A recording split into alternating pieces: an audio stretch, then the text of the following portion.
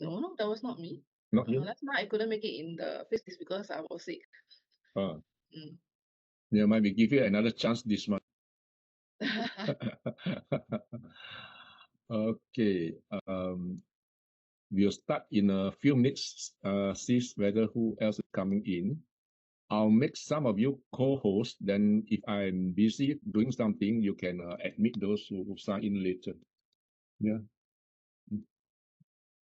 Okay. Ken Cheong, show us your face. I don't recognize this name. Where are you from, Ken?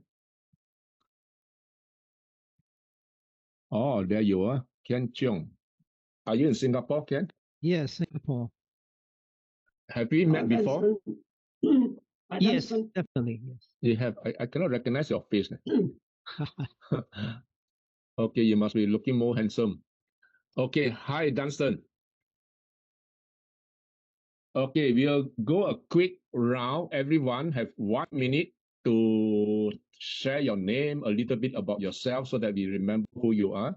Then we'll call on the speaker. But first, let me do the recording. Hold on, yeah. Where is recording? This meeting is being recorded. I want to record the video. Record, okay.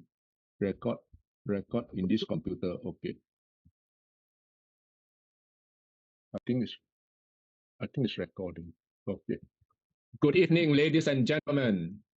Today is the first Wednesday of the month, 4th June, and the time now is 7:05. Welcome to AGORA Singapore. I am Ban Peng, your president and host.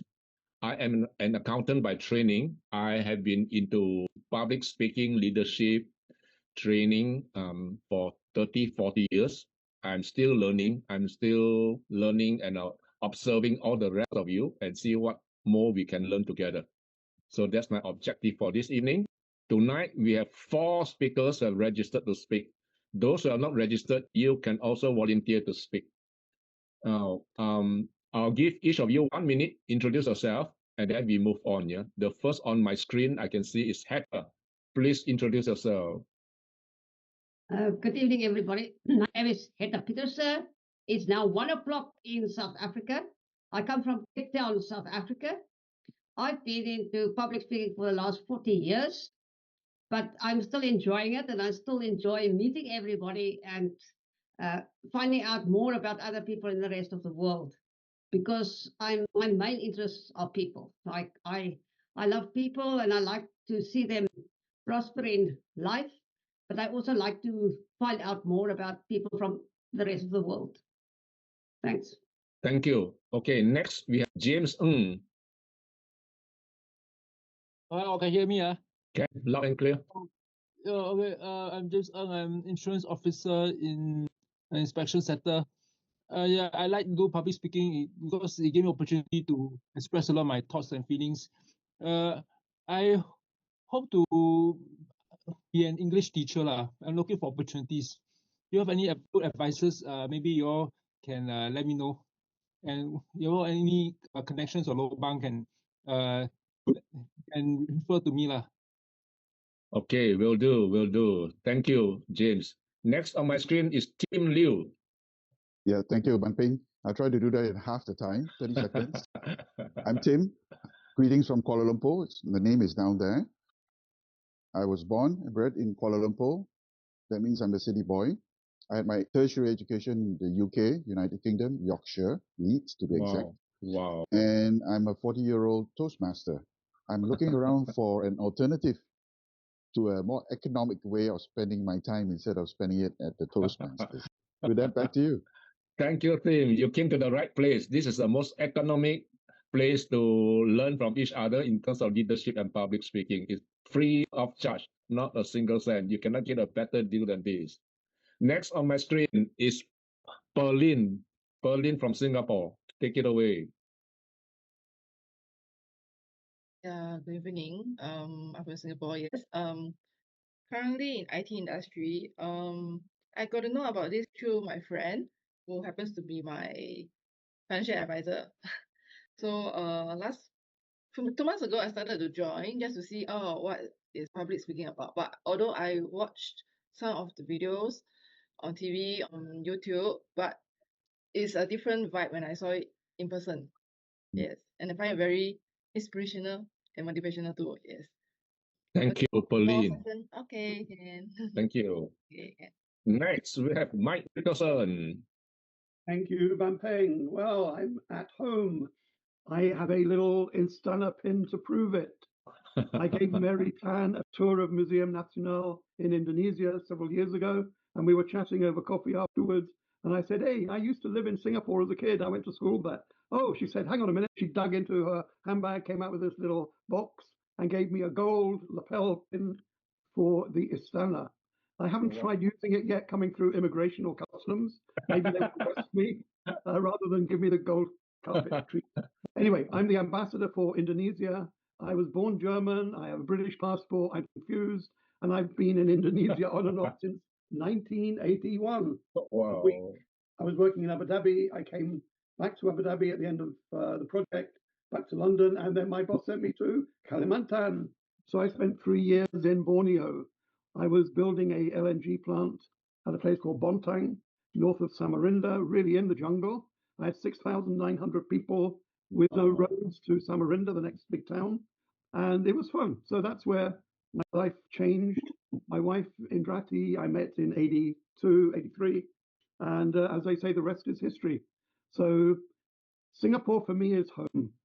I love being here.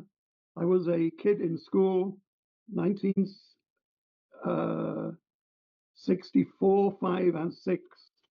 And that was my introduction to civilization and the international community. And then I went to live in the UK as a 17-year-old for the very first time.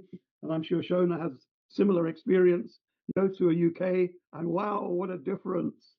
I know, I mean, some of you are old enough to remember what 1965 was like in Singapore. And when I go into Woolworths in the UK when I was a 17-year-old, newly arrived in the UK, and I wanted a Cadbury's Flake chocolate bar, and I would say to the 16-year-old shop assistant, please, can I have a Cadbury's Flake? And she said, yeah, threepence. It was old money, pound, shillings and pence. And I said, no, twopence. And she looked at me like I'd come out of mental asylum. No, I'd come from Singapore. Everything in Singapore at that time was barter, including the fixed price taxis. But anyway, I'm here. I love it being here. And hopefully I will give you some words of wisdom later on. So back to you. Thank you, Mike. Mike is an old wise man next to Dunstan, who will come out later. Next, on the screen, I have Shauna George. Hello, everyone. I'm Shauna. I was born in India. I'm from a village in the southern part of India, a place called Kerala. And I was there for about 24 years. And then I moved to Singapore, where I met Van Peng and had the chance to be in Agora for the first time. And many years later, now I'm in London. And all this while, I believe it's the people that I've met and the experiences that I've gained that has made me who I am. And I'm grateful for all of that. So thank you for today. I'm glad to be here and looking forward to listening to everyone. Thanks. Thank you, Shauna. Good to see you all the way from London. Next, we have Patrick. Jacobus Patrick. Thank you, Mr. Peng. Good evening, everyone. My name is Jacobus Patrick. My nickname, you can call me just Patrick. I'm Indonesian. Now I live in Bandung, West Java, if you know. It's like 3 hours from Jakarta, the capital of Indonesia. Right now I'm age 14. Just completed junior high school, and my passion is playing the piano, classical music. Thank you. Thank you. I think Patrick also plays a violin. It's not just a piano, yeah? No. No? It's Oh. my sister. Oh, okay. And you play in a concert as well, right? Yeah, you are a concert pianist. Yeah. Yes. Wow. Very good. Great job. Great job. Thank you. Great job. Next on my screen is Dunstan Chan. Can you hear me? Yes, loud and clear. Okay. Let me see if I can put my face in there. The reason why I took it out. Oh, good to see you as well. I was having my dinner. Okay. Selamat makan. Hi, my name is Dunstan Chan. I have been involved in public speaking communication for 50 years, I think. My Because goodness. I was called to the bar. I was a barrister in England in 1975, which is 50 years ago. And you know, barristers, they earn a living by speaking. So I've been involved in public speaking all those years. I'm happy today to be able to share with you some ideas later on. All right, back to you. Thanks. Thank you, Dunstan. Dunstan was a lawyer before Patrick was even born. So you can imagine the number of years of wisdom accumulated in him. So our mission is to tap his wisdom. Yeah, tap whatever insight that he has learned. Okay, next on my screen, all the way from Australia, Mary Soon. You need to unmute yourself, Mary. There you are. Looking good. Hi. Good evening. Thank you very much, Bumping. So good to see you again. Yeah, I have been out of the system for many years. Ever since I tried living here in Australia with my daughter. I was, if you want to know about my background, I was born in Malaysia, but lived in Singapore all my life, and I'm trying to live both in Australia and Singapore. So I'm retired, and I love attending Bumping's sessions, yeah, because he has so much wisdom. And now I understand that you have other people who are equally qualified, like Dunstan and Mike Nicholson. So I'm going to spend my life learning from all these wonderful and creative and clever people. I don't know whether my head can absorb it, but I shall try. Thank you very Thank much. you. Welcome back. Welcome back, Mary. Yeah. And the Okay. last person on my screen is Mark Chan. Where's Mark Chan? Here. Can you hear me? Yes, Can hear you, but cannot see you. Ah, there you are. Hi, I'm a retired church pastor. I retired 8 years ago. I began my speaking journey. I preached my first sermon when I was 18 years old. Wow. And now I'm 62. So I have 44 years of speaking experience. I joined Toastmasters for about 15 years. Agora, I think this is my second or third year in Agora. Wow. Thank you. Thank you, Mark. I think you started speaking and preaching at a much younger age than the Lord Jesus Christ himself. Jesus Christ started at 23 or something, right? You started at 18. 33. Wow. Wow. You got a 15 years head start. Oh, yeah. Okay. I think Dr. Halima just checked in. Halima, yep. Dr. Halima, we have 1 minute to introduce yourself. Tell us about all the great things that you have been doing. Yes, hi everyone, and I'm happy to come back to this platform. I'm switching on my video. 1 minute, please give me. So I was quite active during COVID time on this platform, and I'm grateful to Ben Pang for giving me this opportunity. Then after that, I relocated to Maldives. There I was working as a principal of international school. And then I shifted to Dubai, and there I have a company for the training and coaching, and we work for the sustainability. And we provide the corporate trainings, teachers training, and the principals and leaders trainings. So basically, I'm a very passionate speaker, and I'm very happy to be among you. And I can see the new faces, although 2-3 faces are the same ones who used to be there during COVID time. But it's nice to meet the new faces as well. I'm very passionate in meeting the new people, making new friends, reaching out to the people. Basically, I'm a human lover. This is my introduction. Thank you very much. Thank you, Dr. Halima. I've been following your posts, and you're doing many great jobs. And I'm very proud to have you in the room. Thank you very much for joining us. Dunstan, are you ready? Yeah. Okay. The first speaker for this evening. Okay, you have 1 minute to say something about yourself in relation to the topic, and then you can take it away from there. Do you need anyone to do the timing for you, or we just play by ear? Yeah, play by ear. Can you let me share? Can you let me share? You can share screen. You can share screen. Yeah. Wait, huh? Can you see my screen now? Yes. You see the PowerPoint there? Yeah? Yes. Okay. Let's go. A minute.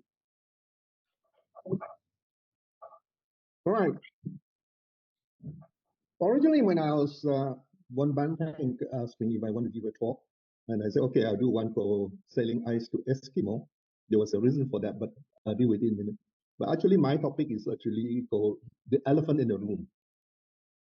And you know, we are very polite people. Sometimes there are some issues which is staring at us in the face, but we pretend it's not there. So the elephant in the room, right?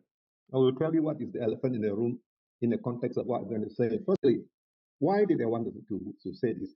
It was triggered by this advertisement I saw on Facebook. This young man, right? Apparently, he was trying to sell a course in marketing, and he was saying that how good he is, that he can even sell ice to Eskimos. Well, that was a very brave claim. And we hear a lot, we see a lot of this kind of quite outrageous, bombastic claim on the Facebook. This is one of them. But I'm not going to talk about him. But the only question I want to ask is, why do you want to sell ice to Eskimos? Rather than saying that I want to sell ice, why do you want to sell? You can sell other things to Eskimos, right? So that is the first question that comes to my mind, is why do you want to sell ice to Eskimos? And now I'm going to share with you a couple of slides of some experience of certain people, and you can draw some conclusion from there or some insight.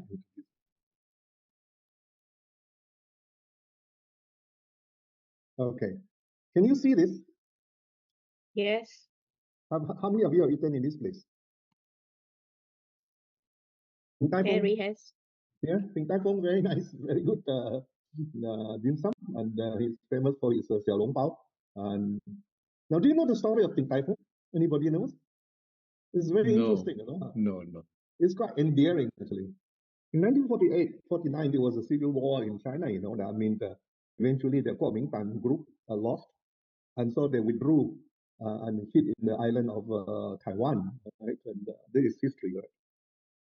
At that time, there are quite a number of people from China who supported Chiang Kai-shek, you know, followed and went to Taiwan, right? But it's only a small number because Taiwan population, even now, is only about 20 million, right? And the smallest city in China is about 20 million, so you cannot really compare. But anyway, the history is this guy, I forgot his name, but you can look it up. He went to Taiwan, and he married a Taiwanese girl. And his wife, Hamli, was into this oil, you know, cooking oil business, cooking oil business. So he worked with them. If you remember in the old days, I don't know, most of you are too young, you don't know this, right? In the old days, we used to sell oil by, what do you call this? You bring your own container and then they scoop the oil into the thing. That was how you sold in the past. And they were doing okay, you know. Then by the 1950s, I think, this plastic thing comes in, you know. So cooking oil is pre-packed in plastic. And people don't want to go and bring the pot to your shop and say, I want one scoop of oil, you know. They just want to buy it straight from the plastic. You know? And so the business of selling oil, the way which they conceive it, slowly dwindle, because nobody wants to do that. They just want to buy a pack of plastic of oil or a pack of oil. So they were looking at their shop and it was virtually empty and they don't know what to do. And then the wife was thinking, well, while we are waiting, why don't we buy a steamer and make some dumplings, you know, make some of this xiao long bao and all this thing there, and then maybe some people will buy it. And strangely enough, and this is a fact, right? Strangely enough, the customers came not to buy cooking oil, but they came to eat the dumplings. And in time, the dumpling becomes a very famous and viable business. And so that's how he started the whole business. So then he said, okay, forget about the cooking oil. Let's focus on making this dumpling. So that's how Din Tai Fung started. And those of you who like it, you can go. I think in every big city now they have Din Tai Fung. Singapore is some, and I think KL also as well. Of course, Taiwan and all these places. Even in San Francisco and LA, they have Din Tai Fung. So what do we draw from this? That sometimes what the customer wants may not be what you envisaged in the beginning, right? You did not know that, you see? And they found in their cases by good luck, they found that people actually like dim sum. They didn't know that they were into oil business. So they stumbled across this needs of the customer. So the first thing we learn from this lesson is that when you want to do a business, you have to service the needs of the customer, what they want, and you provide a solution. That's why I'm saying, why do you want to sell ice to Eskimos? They may not want ice, all right? So there may be something else which I don't want to go into. So that is it for that. You ponder on this, and you can go and read up about Din Tai Fung. It's a very, very interesting story, very inspiring story. Now, the next one is this. Some of you may have heard of this before. How do you move? This is a young man who works for a shoe factory. And one day his boss sent him to an island. And he said, oh, you try to sell some shoes there. So the young man went there and saw that nobody wears shoes on the island. So he went back and told the boss, forget about it, Nobody wears shoes here, so no need to try to sell shoes to them. Then a few weeks later, the boss sent another of his colleague to the island and have a look. And the colleague looked. He said, boss, quickly send us a whole container of shoes. He said, why? People don't have shoes here. They need shoes. And the boss said, what? Yeah, I see, look, there are 10,000 people, all of them without shoes. Can you imagine how many shoes we can sell? So the boss also asked a subsidiary question. He said, what kind of shoes should we send? Should we send them the colorful ones? Should we send them the leather one? Should we sell them all kinds of fashion one? The young man said, no, don't bother about that. Just sell them basic shoes to cover their sole, their feet. That's all they need at the moment, right? So that it becomes a very big business. So now we go to the gist of the matter, which I'm going to talk about the elephant in the room. And these are two organizations which is close to my heart, right? And Agora here now, and then Toastmasters. I have been a Toastmaster for 35 years or something like that. It's a long time. Now, we were the earliest group who brought Toastmasters to Asia. Now, in the 80s and 90s, there was no district outside North America Toastmasters district. There may be a few Toastmasters club here in Bangkok, Hong Kong, KL, Taiping, Penang, and a few others, right? But as a district, as an organization, there wasn't one. So a few dedicated people who believe in the importance of public speaking and all these things decided to lobby for it.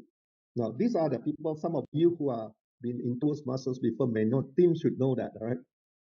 There is late Gerald Green from Penang.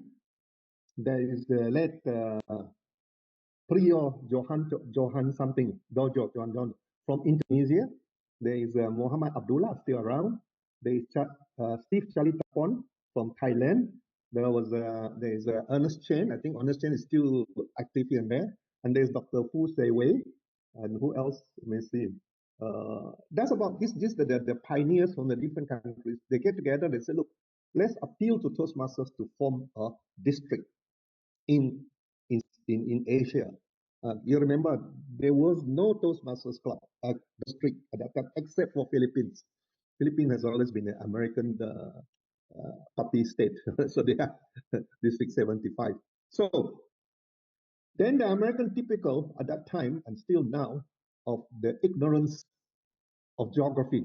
I remember Terence McCann, the late Terence McCann, who has been ruling Toastmasters for 30 years, I think, with an iron hand. And General went to see Terence McCann, and he said, can we apply for a charter to form a district in Asia?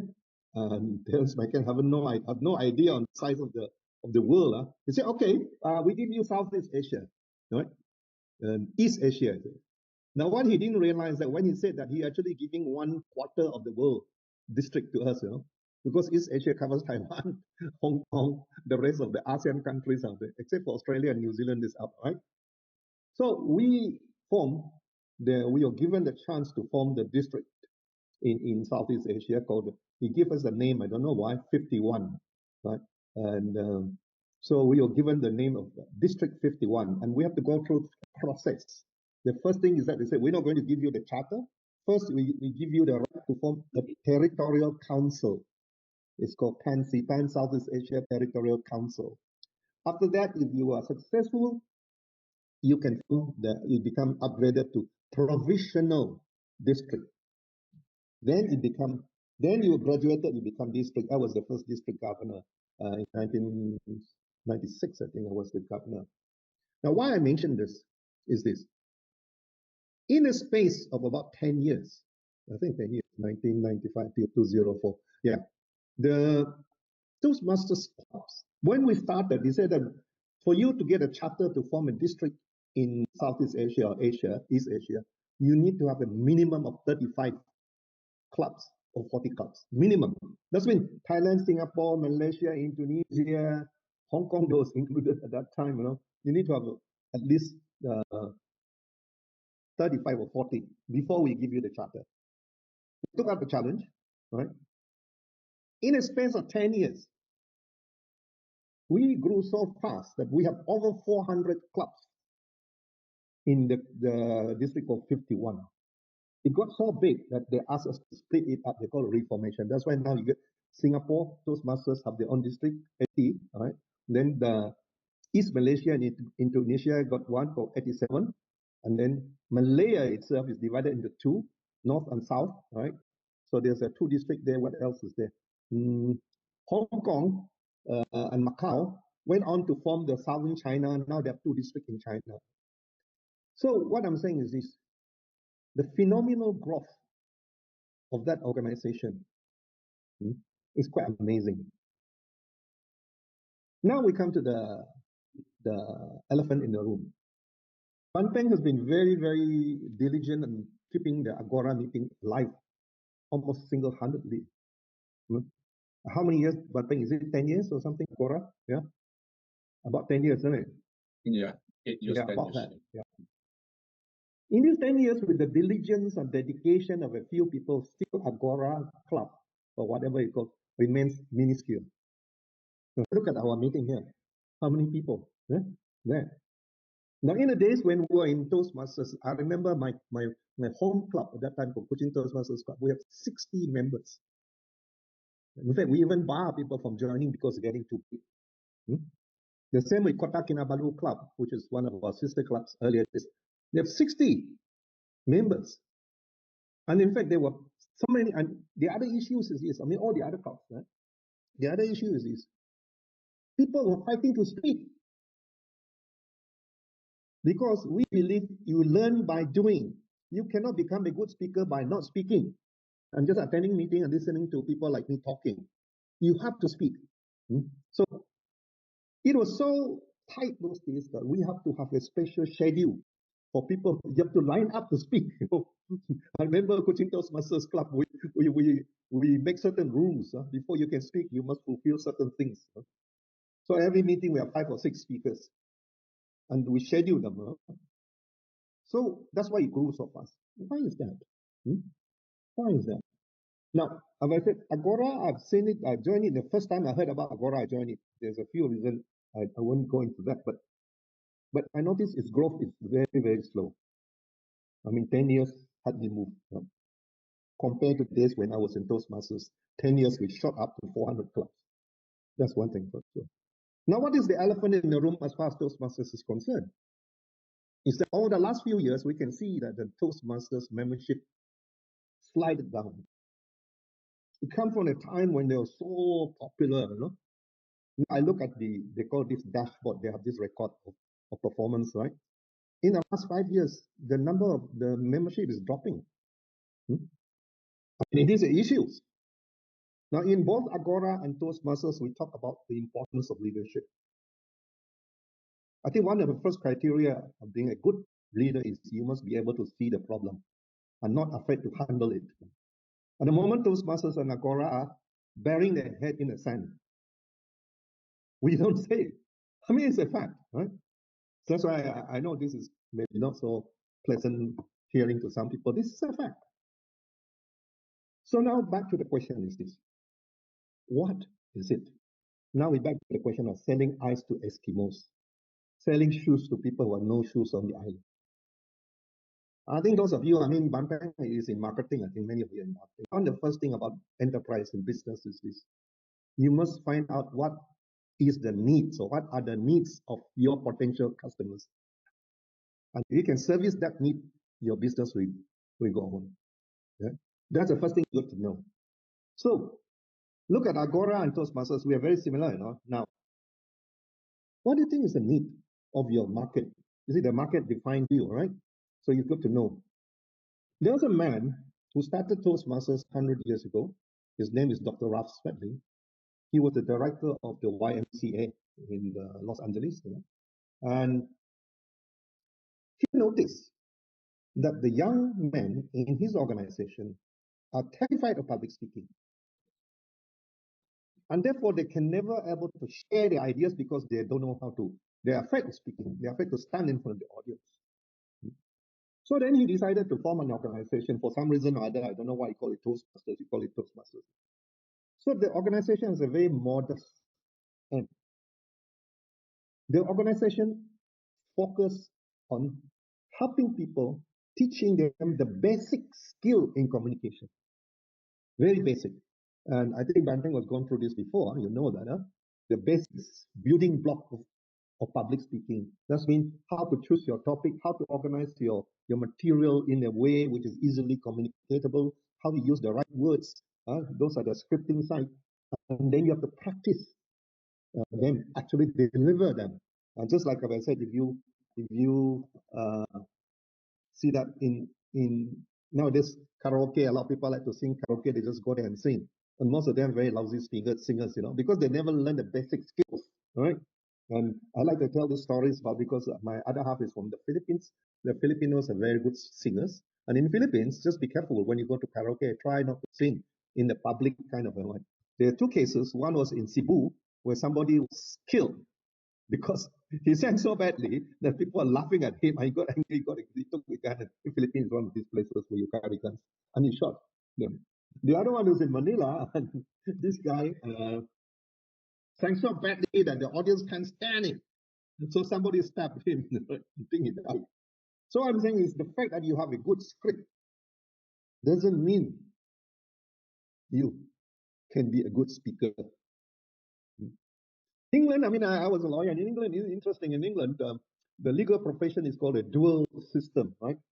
In Singapore nowadays, in all the other places, we got a fused system. That means the barristers and in England, with the two associations. One is the barristers, right? The bar council, and the other one is the solicitors, right? They're two separate groups.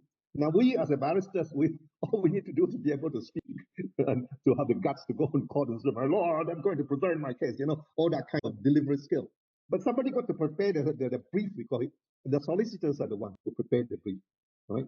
So it's the same as in public speaking. You may learn how to write a speech, you may not be able to deliver it. So Toastmasters program was very simple.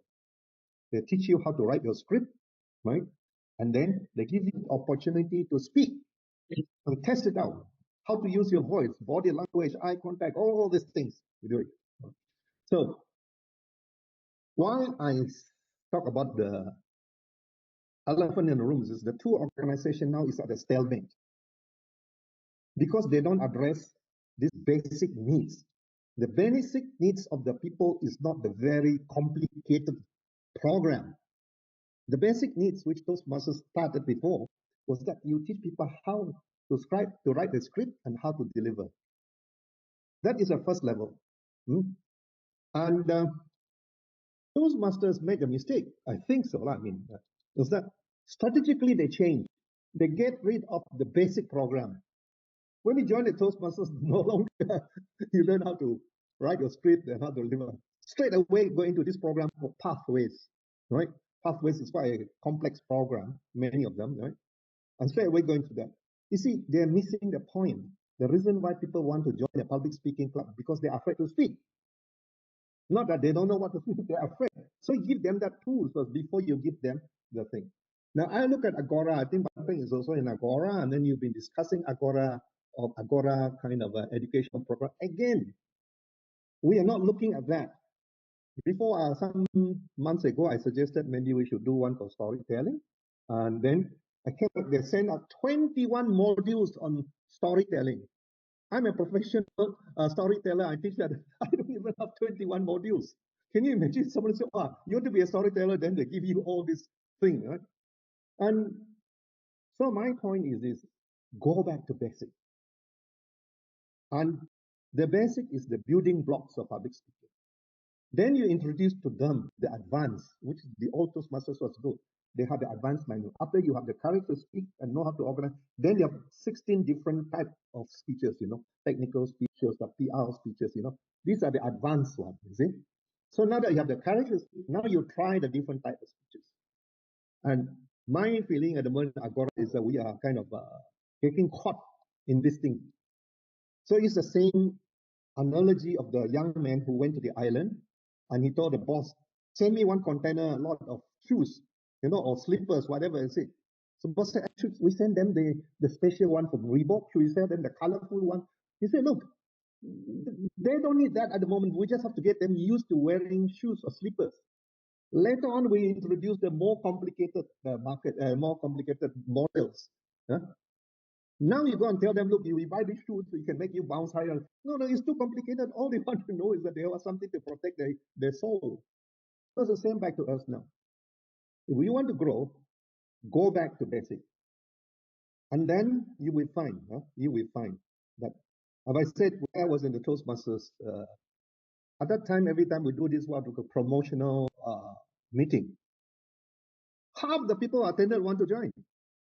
Because we say, look, I know you guys are afraid of public speaking. If you join us, we can take you by the hand and teach you. Slowly. And in an environment of friendship and all that kind of thing. Now, recently, I joined some of the Toastmasters where they try to do a promo meeting. So, because you're introducing something which is too complex for them at this moment. So that, for me, I will leave it at that. And if you guys want to raise some questions and all these things, or your point, maybe I'm quite happy to. Now it's 7:48. I'm quite happy to entertain it. Thank you, Man Peng. Back to you. Thank you, Dunstan. Your presentation is very timely, and you have identified, I feel very correctly, the issue of the day, which is to sell ice to the Eskimos of the public speaking world. When you speak, one thought flow into my mind when you are discussing about the selling shoe. First, don't sell them the most advanced, the most complicated, high-end shoes. Just get them to be comfortable with wearing something. Because today I was conducting a beginner's class for samba. Samba is a Latin American dance. And in dancing, there are different levels of competence from world championship standard to the neighborhood party dancing. So I told them, you just learn to follow the beat and learn to move around with the samba beat. Forget about all the fantastic techniques. And that's exactly what you're telling us. And I think we got to relook at this and see how to attract not the world champion speakers kind of experience, but the people who simply fear public speaking, who have no idea how to start. I think that would be the big market that we should be looking for. Thank you very much for highlighting this. That will be my focus this time. Thank you. Anyone else with observations you want to share or questions for Dunstan? Hector, please. Yes, and it doesn't. I always enjoy you talking, but one problem that I have is that you sit so far back, I can't see your face, and then your hands are here all the time. We can't see your face because your hands are in front of you. So please, you have to remember that your hands cannot move further than this. It must be in the same space as your face. If you move it forward, it becomes like giant hands. So I'm trying to make it more so that you can remember that. You hit the nail on the head. You know why? because my camera, the independent camera, spoiled. So I'm using the camera from the computer. You notice that I'm looking up. The camera is down there. So I have to. You see, I'm looking up, right? So I'm looking at the screen. The camera is looking at my nose. I will take your suggestion. I will go and save some money to buy a camera. Thank you. But if you put your face forward, we can see your face and your expressions. But you sit back and then we see your hands. So I'm going to remind you of that all the time. Okay, thank you, Heta. Somebody else, I think, who raised the hand just now? Okay, Mary, go. Mary? I think Dunstan has hit the nail on the head. I am also a distinguished Toastmasters, but that was because I was in love with the modules, the basic module and then the advanced module, and I was looking forward to doing some of them because I'm not technically proficient. And when they had this and they stopped it, I was really upset because we are all geared into the pathways, and the pathways, some of the information are really, really basic, and you can just get it anywhere from Google, and now of course with AI, you know. So, and that is what you have mentioned is correct. Toastmasters movement is going down, but one of the reasons, I feel one of the main reasons they do it is because with pathway, each time you have a new pathway, you have to pay for it. So it is no longer the aim of encouraging basic speaking, but also more so, I would say, that of making money. And because we have to pay the general secretary or whatever his name is, and he's been there for many years. So I think for Agora, we go back to basics. Plus, at one time, I think, if I'm not mistaken, Nicholson was mentioning about getting people to give speeches, and then we give evaluation, and then like what the Heta had mentioned, giving feedback about how we do. Good speakers really need feedback all the time. And I would encourage that we encourage all of us to feel free to give feedback and also to take feedback. Thank you. Thank you, Mary. Mary, I think that you really hit the nail on the head. Yes, because essentially you are DTM, so you are familiar. We have 16 advanced manuals, right? 16. Many. Yes. I find them very, very useful, right? Yes. And each one you have to do about 5 speeches. But you cannot attempt the advanced manual unless you've done your basic. Correct. So, yeah. So that's why it was very important for us to do that, the basic first, then you go into it. Now, the question of why Toastmasters move that way and also relating to Agora, this is what we call a strategic move. Right? Whether you agree or not, it is a strategic. They make that strategic move. In the case of Toastmasters, my own expression, which I can think of, is like the tail wagging the dog. You understand what I'm saying? You see? The people who are in the driving seat are not the directors of the organization. It's the guys who are earning their salary from this. You see? So they make the strategic move was like this. I don't quarrel with the method. It is a strategy. I know. I mean, I don't agree with the strategy. Right? So it's the same with Agora now. It's also we have to have a strategy. How are we going to market? Rather than going to the detail of each one, there's a first overview. What are the needs of the people? Now, we don't have to quarrel this. The figures doesn't lie, right? If you have been around for 10 years and meeting every month, all these things trying so hard, and you're still not growing, something has to deal with it, something like that. So anyway, it's not meant to be a critique. It's just Thank you. Yeah, Tim, raise your hand. Tim. Yeah, I have to say something about this because I'm supposed to be a 40-year-old Toastmaster. The first time when I joined was because my presentation skills was a little lacking. And as in most people, it was the fear of speaking in front of people whom you do not know, and you're not sure the kind of return or the facial features you get. You know, I see somebody's yawning. So that's feedback to me. I haven't captured your attention. And that's the kind of feedback that I'm looking for in this Toastmasters meeting. Because when we have a face-to-face meeting, it's quite straightforward. But having it on this screen, it's a totally different matter. I returned to Toastmasters, even I'm not a DTM, I didn't go through the full works, but I did start a club. And to me, that is already a sufficient test that I've upped my skill in speaking, in persuading people to start a club. And it wasn't an easy matter. You may think that, yeah, Tim went all the way, shook the hands of Terence McCann, and then he got the charter back. The people who were behind me, EVP, vice presidents, all the vice presidents, the secretary, they left me. So I was left with a one-person club. And you know what was the process of going through it again? Persuading people to come for meetings. But anyway, that's my secret sauce. I tried to replicate the same thing this time around, back in 2021, when I returned to Toastmasters, and using remote tools as the only tool. The best way, as they say in marketing, is go where the fishes are. You don't go and fishing rod in the big wide ocean. You go to the stream, you set up a dam, and there you've got your fishes. So I tried that in District 51. No way, it was very difficult. I went to other districts where they were in the process of starting a new club, where they had people doing the demo meetings. It was a cinch. I easily got the charter presidentship, and first 6 months we got distinguished club status, and now we're getting a select distinguished club status. So I think that's an achievement, and that I was able to learn from the experiences that I've had about 30 plus years ago when I first chartered the club. But this time I didn't have to move anywhere. The challenge was I did it remotely. So for me, I've gone through that learning experience. I think it needs to be shared. Ultimately, it is marketing.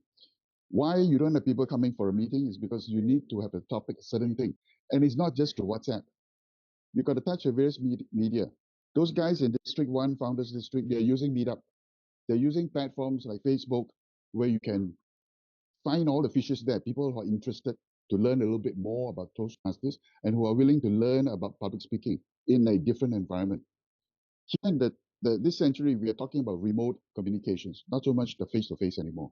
So that's my area of focus, and that's why I'm in Toastmasters Club. I am in, except that I have shrunk from 4 to 5 clubs down to just 1 club. But my point is this. End of the day, it's still marketing. You must know where your fishes are. You must know where your demand is and go for it there. I wouldn't sell ice to the Eskimos. I would rather go to the tropics and sell ice there. All right? Back to Thank you. Thank you. Can I just relate a bit of my own experience with this?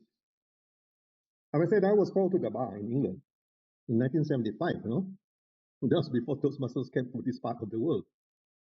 And when I joined Toastmasters, I find that they deal with the basic of how to speak, how to prepare your speech. And I was thinking, wow. I remember when I was a young barrister, the first time I appeared in court, I sweated 3 days before my appearance. I was so scared, but that was my job, right? Then I looked, Toastmasters is exactly what I need. They teach you the basic of public speaking, right? And then I go in. So I said, I wish I knew about Toastmasters in 1975, because then I don't have to suffer the kind of anxiety I had in the first few months as a barrister in England. But on that, as an aside is this, I mean, this is some of you may not be aware of this, is this. When you want to become a barrister in England, you have to join the bar, so-called. Now, one of the conditions of being accepted into the bar is this: you must have to do this thing called, I don't know whether any lawyers here, we call it keeping terms. What is the meaning of keeping terms? Meaning you have to have dinner with your peers, with your fellow lawyers 24 times. Because you have 3 terms, each term got 8 dinners, right? So we have to, apart from passing your exam, you need to keep terms. Unless you get some exemption, for some reason you can get exemption, but in full you get 24. Why do they do that? The idea is that when you're having dinner with your friends, you learn from them the basics of communication. So, if you sit with somebody for 24 dinners, at least you learn some style. So by the time you get your role, we call it, right? You already know how the gaya, we call the style of a barrister already. Because you ate 24 dinners with them. So it's the same. So when I look at Toastmasters, it's the same. Why are these guys good? It's because they went through the basic, how to use the voice, how to write a script. But those are the basic. And unfortunately, it seems to have thrown them out of the water now. Thank you. Mike, you raise your hand, Mike. Thank you so much. Yeah, I say it's fascinating listening to all this history about Toastmasters. I also was a Toastmaster for about 23 years, and then I saw the light, Agora. Just to give you a little bit of history about Agora, Agora started actually about 12 years ago. There were a group of people, senior Toastmasters, who were talking to the management of Toastmasters about making some changes. One of them was, why the hell do they have $40 million in the bank? And they just put the fees up 25%. No answer. And we discussed with Toastmasters the various suggestions we had. They would not listen. You are only a member. Keep paying your subscription. Your club has 2 votes, and we listen to the board of directors, not the members. And this went on for 3 years. At the end of it, and I'm not joking, one of the 6 senior Toastmaster paid employees said, if you don't like what we are doing, go do your own thing. And we decided, hey, that's a great idea. Let's go and do it. So Toastmasters was actually founded August 24, 9 years ago, coming up this August. So we're coming up to 9 years in operation. So we're very happy with Toastmasters. All of the senior people came through Toastmasters, gained great experience. But we're now looking for something different. So we don't want to look over our shoulder all the time at Toastmasters. So for us, it doesn't matter. The main board of Toastmasters are apoplectic about Agora. If you put an Agora banner in a Toastmaster meeting, they would probably destroy the world. They do not like Toastmasters. Sorry, they do. They don't like Toastmasters. They certainly don't like Agora, because we are doing it for free. As all Toastmasters know, the work is done at the club level. The fact that the CEO 10, 12 years ago was getting $450,000 US salary, and the other 6, or now it's about 10, people are getting more than $200,000 a year salary, was not acceptable. Rotary, double the number of clubs to Toastmasters, half the salary. The CEO of Rotary gets half what the CEO of Toastmasters gets. We thought this is not acceptable in a voluntary organization, where in the clubs we are really suffering. Every time the fee goes up, we lose half our members. We're very price sensitive in Asia. In America, they couldn't care less. This is Starbucks bill, the way it was, no longer. Toastmaster is hemorrhaging now, having a real problem. But anyway, so what? Life goes on. We're focusing on Agora. We're building Agora. We run on a voluntary basis. We have no employees that are paid. We have no paid official residents. And that's the way we want it. And we are very, very firm in that we do not want to make charges. So our convention coming up August 24, 31 is free. Toastmasters, you pay. Toastmasters is a money-making machine, and we objected to that. So anyway, forget Toastmasters, really. Focus on Agora. What can we do to make Agora successful? Agora is now in 30 countries, about more than 230 clubs.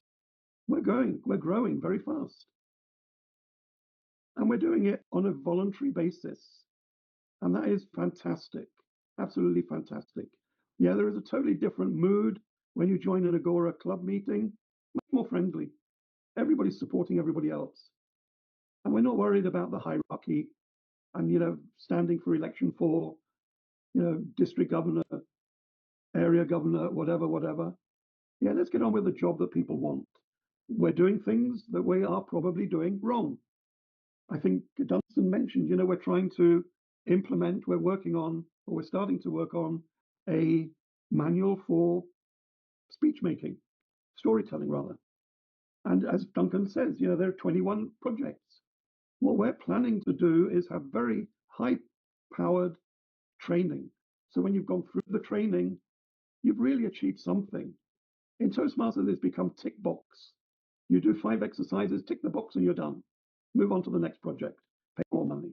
But anyway, let's get back to what we're doing. I'll stop there. I could go on forever.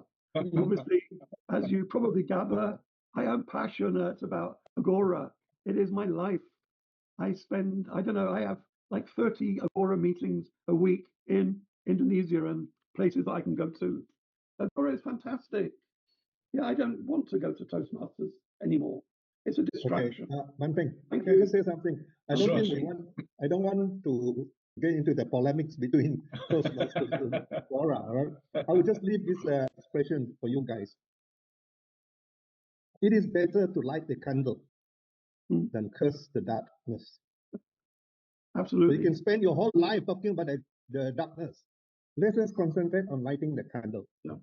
Right? And then see how we can improve from there. So if we can just do that, let's light the candle rather than cursing the darkness. We can go on forever on this thing.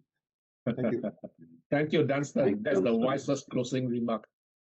Next on the agenda, we have Mark Chan. Are you ready, Mark? Yes. Okay, you have a minute to introduce yourself, introduce why you're going to speak on this topic, and then you take it away. Okay. Did you see my? Not It's yet. coming up. Not yet, but Loading. it's loading. Okay. Yeah, Can got see it. it. Make it full screen.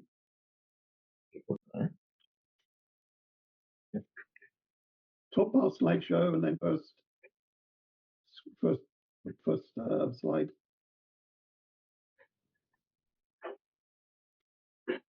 Let me do it again. Wait, hold on.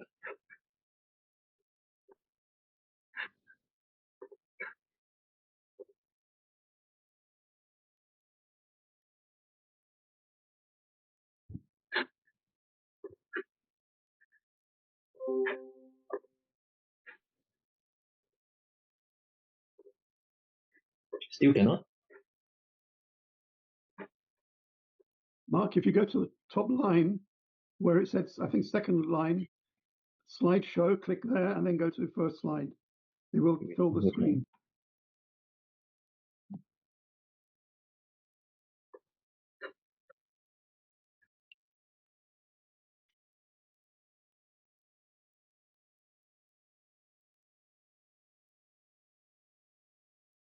Okay, can you?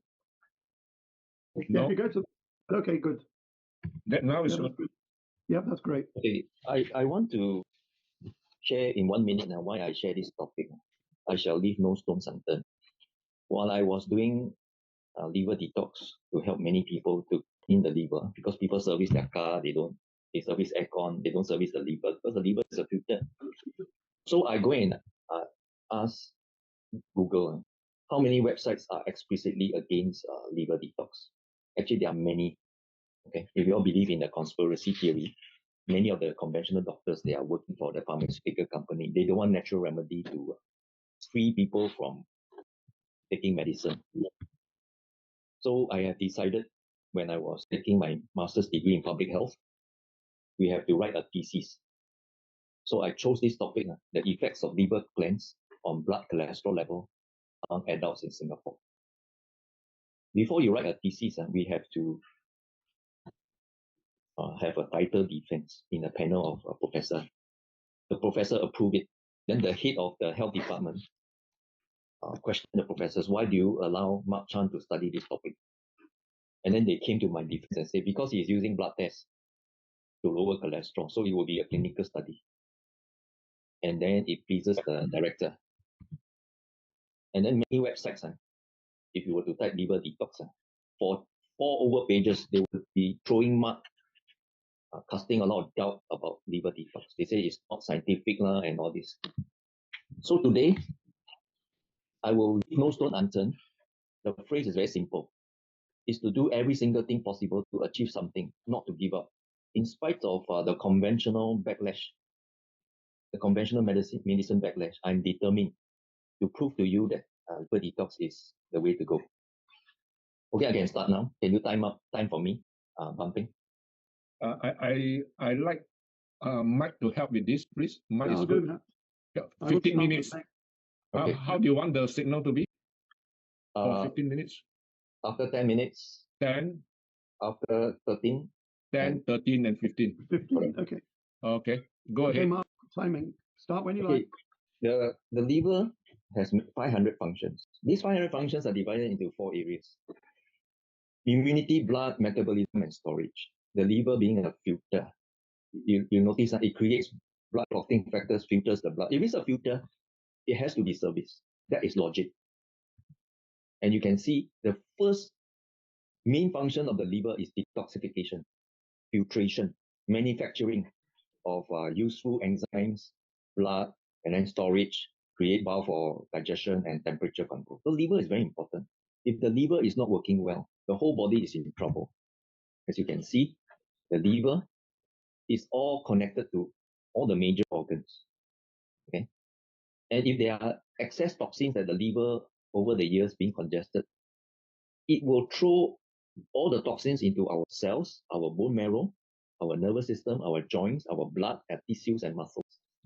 And that's how all the chronic diseases came about when we do not service our liver. There are many things that we do. Okay, you look at the chart below. Eating too much sugar, fat and salt, deep fried food, excess weight, drinking alcohol. Okay, these will accelerate the liver congestion and toxicity.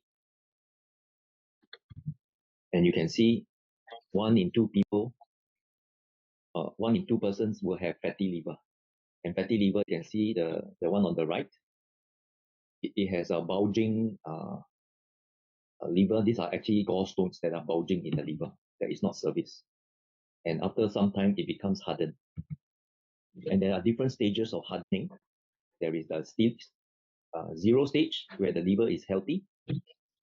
The stage 1, there is inflammation, where there are scar tissue. There are inflammation but no scar tissue. Stage 2, where fibrosis are being formed. Stage 3, there is a progression of scar tissue. And stage 4, you have cirrhosis. And finally, liver cancer. As you can see, how do you know your liver is congested? And doctors will not do anything about it. You have acne, skin rashes, you have allergy, you have arthritis, joint pain, autoimmune disorders, cardiovascular disease, because when your liver cannot filter, all the excess toxins will be outsourced to your blood vessels. Chronic fatigue, a lot of people are tired all the time. So what do? They drink coffee. Constipation, diabetes, diarrhea, fibromyalgia, which is tiredness all the time, headache, hormone imbalance, inflammation disorder, IBS, neurologic disorders, overweight, and so on. These are the signs that your liver is actually having problems. And doctors will not do anything about it. And the statistics is alarming. This is the latest news. Cancer in Singapore, the incident of getting cancer in the past is actually people above 50. But now in the 30s to 39 bracket, more and more people are getting cancer. And every day, 24 men and 24 women are diagnosed with cancer every day. Every day. And 1 in 4 people will get cancer in their lifetime. 9 men and 7 women will die from cancer every day. Okay, and this is very alarming. You will not see this in the news report. Why? Because it's so common. And Singapore is just a microcosm of what happens in the whole world. Okay. And what are the top cancer? Breast cancer, colorectal, lung, prostate, liver, and other cancers. Okay, and 23,000 people, 23,632 will have cancer every year. I can see when the liver is full of stones, some of the stones will get trapped at the pancreas, which cause the pancreas not to secrete insulin. That's how type 2 diabetes come about. And some of the stones get trapped at the gallbladder and it will create calcified stones. And the doctor will just remove the gallbladder and they say it's useless. Don't believe them because it's a conspiracy theory that they do not want you to know. But if you take a natural remedy using oil, olive oil, fruit juice, and special magnesium, you will dilate the liver dust. And then the stones will come up through the common bowel duct, cleaning the liver, the gallbladder, and the pancreas. At the same time, it clears the residue feces of the small and large intestine. And then you will push out stones. You can see I use this bioresonance. You can see this lady on the left, pre-detox scan. She has fatty liver. She has congestion of the liver because of failing of the secretion of bile. Then after the 3 detox, I scan her again. 50-year-old lady. The bile secretion increased by 20% and the fatty liver dropped by 29%. Then she did another 3 times, which is 6 times. She has a healthy liver. The fatty liver dropped by 56%. Bile secretion increased by 35%. And detoxification function increased by 14%. You might have heard of this 2 years ago, where this lady in Australia had parasites that swam all the way from her digestive system to her brain. And doctors finally had a surgery to remove the parasites. And you can see parasites can be purged out using my liver detox. You can see the parasite that is over here. Okay, you can see my this one. And then these are the white stones. These white stones are actually due to taking processed food. They are trans fat. Different color means different problem. And you can see some of the corn and fiber. And these are the stones that they came out from the liver detox. Okay, you can see there are many instances. Okay. These are not feces because they are already sprayed with shower head for 30 seconds. And these are the remnants of it. You can see these are as a result of filtration, these gallstones are formed. Okay? And I have learned to interpret the stones based on the color, the size, and the quantity. So this lady has a high cholesterol mixed with heavy metals. Now this is a carcinogenic stone from a person who has cancer. Look at this lady. Just in one collection, she passed out a lot of stones. Okay. Of course, if you go into Google, medical university like Johns Hopkins will say these are actually soapstones, which is not true. How can olive oil and juice produce these kind of stones? It's impossible. You can see how do you explain different sizes and different quantity and different level of congestion? See, these are all for my clients. So if you service your car, please service your body also, because your body is more important than your car. You can see all this. When I was writing my thesis, this is my textbook. It's a necropath doctor called Dr. Andres Morez. He wrote this famous book, The Liver and Gallbladder Miracle Cleanse. You can buy this book in Amazon.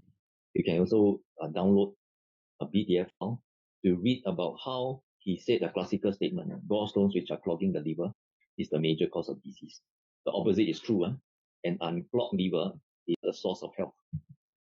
Now, if you do a Google about liver cleanse, they say there's no scientific proof. There's no enough research. So there is one research done. It's called Thesis on Liver Cleanse. This lady was very brave. She is one of the students who study naturopathy.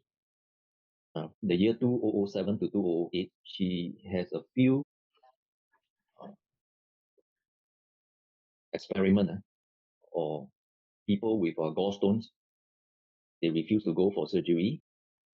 So she wrote this thesis about 100 word pages. So if you are keen, may I make a suggestion? You use a QR code scanner to scan, and then you can download this in PDF. You will not find this thesis in first page of Google. You have to click 4 pages, then you can find.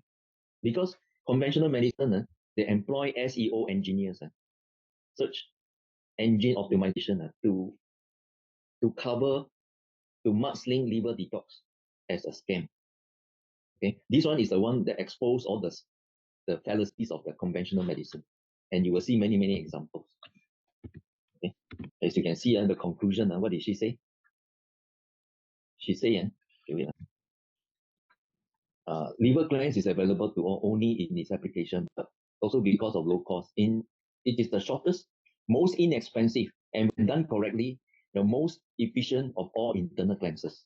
All adults should do a liver cleanse at least once a year as a preventive measure. Individuals performing the liver cleanse for various reasons, some, such as my client, due to serious cholelithiasis, that means the hardening of the gallstones in the gallbladder. For this disorder, they need 6 to 12 cleanses. Others, such as my patient with Crohn's disease, use this cleanse to exceed the digestive and absorption disorders, allergies, acne, intestinal problems. Some individuals are completely convinced of the liver cleanse effectiveness and use it as a prevention. Others who are more skeptical do the cleanse to have their stones analyzed to see if they are really liver stones. And some individuals do the cleanse just out of curiosity. So the conclusion, she said, my hope for this thesis is to have given encouragement, useful information regarding this natural and nearly forgotten procedure. And my goal is to have challenged each of you to try this liver cleanse. And for my part, Preparing this thesis was fulfilling and satisfying. I've learned a great deal from researching the liver as well as from individuals cited in this thesis. They have all been a great encouragement and stimulus not to neglect this important part of cleansing. There are 3 kinds of detox: cellular, colonic, and organ. And organ detox is the least promoted and is the most important. Okay, since you have scanned it, I hope you will keep a copy and take your time to read. Now, this is what is found in the thesis. Is to they send these stones to a lab. This is a lab report. Sample 1, sample 2. I enlarged to let you see. And the composition of all these stones are actually cholesterol. It is not soap stones formed by olive oil and juice, because olive oil and juice don't form cholesterol. So it goes to prove that when you detox your liver, your cholesterol will drop.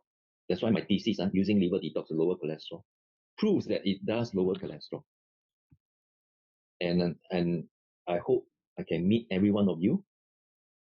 In Singapore especially, I would like to do a scan to have your baseline health of your 37 sections of your body from head to toe. I will check your heart, your liver, your heavy metals, your bones, your toxicity level. Okay, I'll be going to KL. Maybe Tim want to meet up with me from 12 to 14 of June. That's next week. Okay, I can do a scan for you. And you can see my competitor is selling 1 detox program for $845. For me, mine is very affordable. Mine is 3 detox program in 1 box for only 330 Singapore money. And I give 4 things as free. Free before and after 3 detox health scanning, free gallstones visual analysis, free lifetime health counseling and mentoring, free presentation to family and friends. And this is my detox program. You can see they are all natural, using olive oil, probiotics, juice, magnesium, electrolytes. There's no medicine involved. So we provide the shaker, the basket, and the instructional manual. So I've been doing part-time for 7 years, 8 years full-time. So when I discovered this natural remedy, I applied for early retirement in 2017. So since day 1 when I started detox, I have 5,000 clients, and every week I meet new clients. Okay, and they're very happy to meet me. And these are the stones for you to analyze. Different color means different problem. Yellow means high cholesterol, brown means toxic carcinogen. Dark green is heavy metals. Red means chemical from medication. White is trans fat. Purple is hepatitis. Black is calcified stone from gallbladder. And green is normal bowel stones. So mine is a DIY program, only 18 hours. Okay, instead of a very expensive program in Koh Samui. Back to you, Bumping.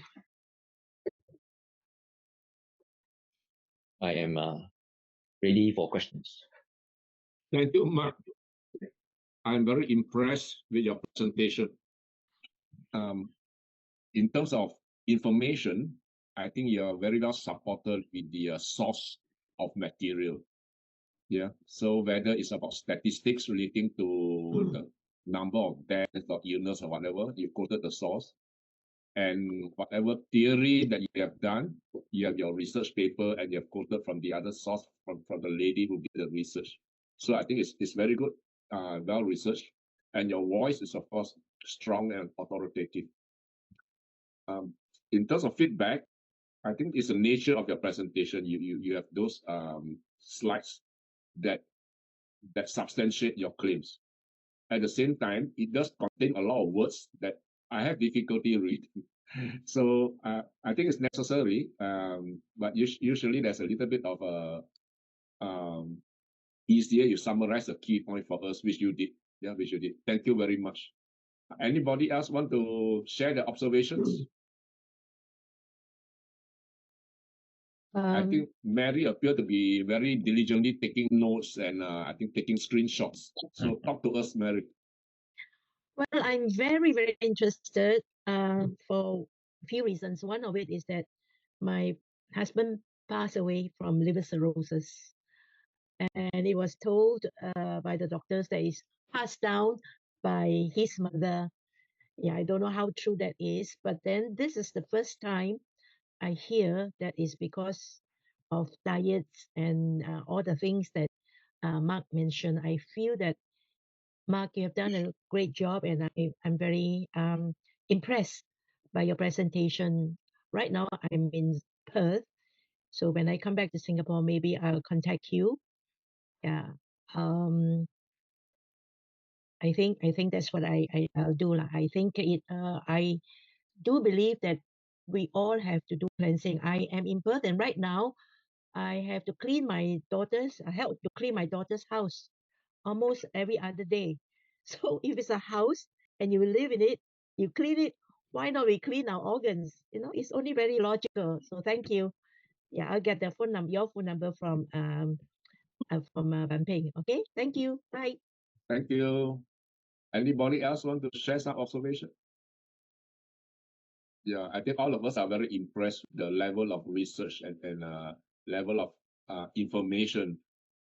And I also feel this conspiracy theory, I'm one of those who believe there cannot be smoke without fire. So there must be some truth when the pharmaceutical companies are making so much money. And when they say there's no research to prove this, the question really is, why don't they fund the research to disprove it? It is not true, right? Can I answer you? Please, please. You see, pharmaceutical company, they have an answer to their shareholders. Anything they do research, they will recoup it by selling medication and drugs to earn back. If they research on natural remedy, everybody can do it on their own. So pharmaceutical company, they are not charitable organization. Okay, they have a mindset is dealing with the symptom but not curing the disease. And the whole world is actually subjected to this superior thinking of doctors and specialists. Once you're a doctor there, it means you know everything. And conventional medicine is, they are very specialized. You have neurologists, you have cardiologists, you have oncologists. All these Gs specialize in different organs, and they prescribe medicine. Remember, my mom got diabetes. Once you got diabetes, you are associated with other diseases. And whenever she sees a doctor, she'll come back with a concoction of medicine. Okay, 6 months supply. She will eat until her stomach or ulcer. And then there will be another drug to deal with the side effect. I tell you, there is no end. But natural remedy is what? You just do a simple cleansing and the body heal by itself. God made our body to heal by itself. You don't see animals in the jungle have cancer, have fatty liver. Because God put in them a special instinct on what to eat and how to live. But we humans are like sheep that have gone astray. Okay, we throw away the instructional manual on how to take care of our body. We live a very intemperate lifestyle. We become gluttons. We are out of tune with God's ways. So it is so urgent for me that I have to do this with passion. That's why I speak passionately. Yeah, and I cannot stop referring people to see Mak Chan. I'm very proud to have you here and proud to have you as a friend. I think you're doing such a great service. I just cannot stop referring people to you. Okay, anybody else who want to share anything? If not, let's get Mike to do a short presentation followed by Hector. Hector has something very interesting, but I want her to be the last speaker. Hector, is that okay? It's good with me. Yeah, okay. 1 minute to introduce yourself and the topic. And then you have, how much time do you need, Mike? Let's do 15 minutes. Okay, fine. Good. 13, 15. Okay, so everybody here, I'm sure, has heard of Nostradamus. He's been around for centuries, and people have been poring over his work, analyzing every word, sentence, syllable, and coming up with predictions. No, I am not Nostradamus. However, I'm racing to my 76th birthday next Wednesday, so I've had a lot of life experience. And my paid job during my earlier youth was as a HR manager director. I did that for 45 years. So during that time, I obviously picked up a lot of information. And in the last 20 years since I've been retired, I've had a lot of time to think and to navel gaze. And what I notice that's really, for me, concerning is people's unawareness of what's actually going on in the world. We are on a roller coaster. The world is moving so fast, and we don't realize what's happening. 30 years ago, as an HR manager in the HR press, there was already discussion about what do we do with people now that we have robots available that can do the work more efficiently, more cheaply, and accurately. And that was never really taken up. Even today, when we have AI, chat, GPT, whatever, people are not really taking note of computers. And with Trump and his desire to bring back manufacturing, which basically they sold to the world and China in particular, China didn't steal it. American management decided they could make more money by outsourcing cupboard production, Christmas toy production in China. And Trump wants to bring it all back to the US of A. One of the things that I've just read didn't really trigger me much earlier. In a modern factory that is totally robotic, totally automated, you don't even need lights. Robots work in the dark. They do what they need to do automatically. And that's the world we're now living in. Human beings are really obsolete. Sounds disastrous. It is disastrous. But that doesn't mean it's bad or needs to be bad. My feeling is human beings have a right to work, eat, have shelter, have heating or cooling. So things will happen if we want it to happen. If we just let it slide along, as we're doing at the moment, robots will take over. I don't think any country yet has a tax on robots.